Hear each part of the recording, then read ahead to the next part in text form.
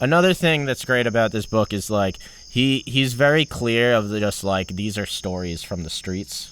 So he's like, I'm not interested in what like how the police say that it went down. Right. I'm not interested in how the newspapers say it went down. This is how people on the street were telling it. So, you're talking about kind of the war that broke out between the Gallos and the Colombos. Well, first it was Gallo versus their original boss, Perfacci. Right. And Perfacci was kind of a longtime gangster who the Gallo's father, Umberto Gallo, worked for him as a bootlegger like back in the day. And they didn't want to follow Perfacci anymore. Perfacci was like saying, you know, first of all, he has all these basic mafia rules of just like, you can't have non-Italians, you can't deal drugs, you have to listen to everything I say. But also, he was taking all the money for himself. And it's kind of like, we're here on the street. We became gangsters because we don't want to listen to people. Not only are you telling us what to do, you're taking all their money.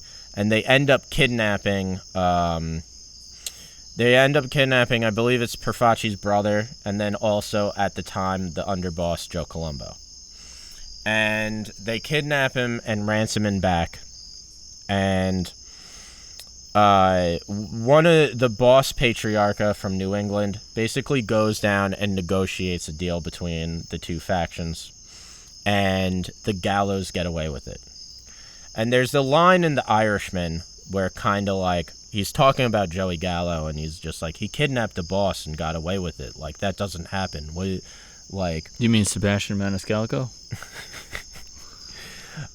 Which, by the way, I actually really like his performance as Joey Gallo. He was you great. don't? I loved it. Oh, yeah, no, I loved it. I thought it was great. I mean, he could have lost his fucking Chicago accent for 2 seconds. Right, yes. God forbid he doesn't talk with a Chicago accent. Right. But he was great. He captured I thought the charisma side of it.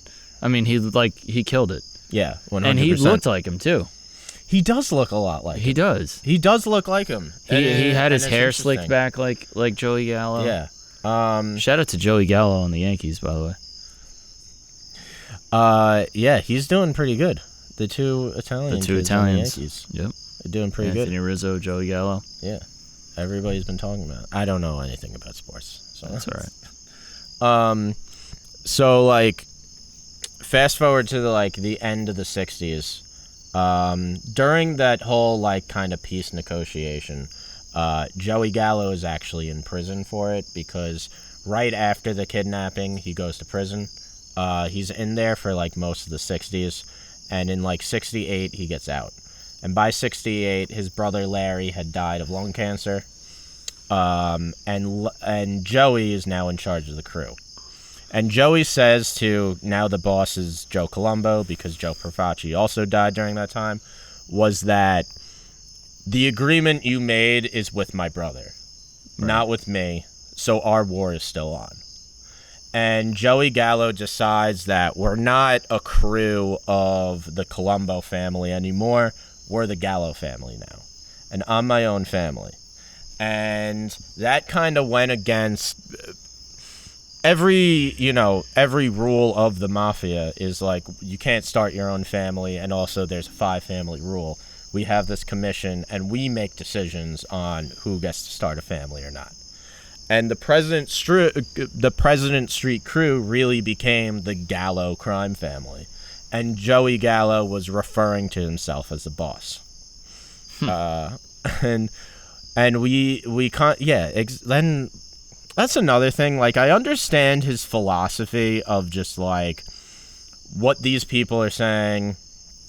These bosses, they're full of shit. I know they're full of shit. They say they have their values and their rules. I know firsthand that they're all about money. Yeah, they'll compromise anything. Right. My first introduction into this life was murdering a boss. Exactly. That year, another boss there's an attempted assassination against, and nothing happened. My older brother kidnapped the boss's brother and the underboss, and nothing happened to him. I know these guys. They put up a wall of invincibility. They think that they're invincible, and they are not. You can't blame him. Yeah, for at least thinking that. But like, also, it's interesting because this story is being told from Frank's perspective as a little kid.